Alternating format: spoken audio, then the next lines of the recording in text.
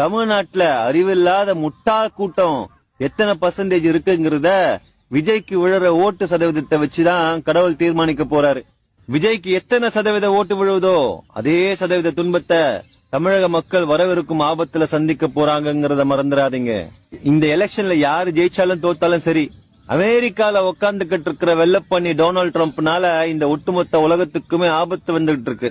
அந்த யுத்தத்தினால ஒட்டுமொத்த உலகமுமே பாதிக்கப்பட போகுது. அதுல தமிழகம் எவ்வளவு பாதிக்கப்பட போகுதுங்கிறதான் விஜயோட ஓட்டிங் பர்சன்டேஜ் டிசைட் பண்ண போகுது. 25% ஓட்டு வாங்கிட்டாலே வரப்போற அழிவு உக்கிரமா இருக்கும். இதெல்லாம் நான் சொல்றது இப்ப உங்களுக்கு சிரிப்பா இருக்கலாம், ஆனா பின்னால போட்டு பாட்டு யோசிப்பீங்க. Mister Vijay, nothing personal, just service, so B எ ஸ்போர்ட்ஸ். திடீர்னு எகிரி குதிச்சு வந்து பாதி ஜேர்னல்ல ஜாயின் பண்ணிட்டு எம்ஜிஆர் மாதிரி சிஎம் ஆயிடலாம்னு நினைக்கிறாரு. ஆனா அவரோட கணக்கு எப்படி சிவாஜியோட கணக்கு, சிரஞ்சீவியோட கணக்கு, அமிதாப் பச்சன் கணக்கு, ரஜினிகாந்த் கணக்கு எப்படி தவறா போச்சோ அதே லிஸ்ட்ல தான் இவரும் சேர போறாரு. விஜய் இந்த எலெக்ஷன் முடிஞ்ச உடனே அவருக்கு ஒரு அவப்பேர் ஏற்படும். அந்த பேரை தவிர்க்கிறதுக்கு அவர் ஆஸ்திரேலியால லேண்ட் வாங்கிட்டு அங்கே செட்டில் ஆகிறதுக்கான பிளான தீட்டிட்டாரு. பக்கத்திலே வேற யாரும் லேண்ட் வாங்கி இருக்கலாமா?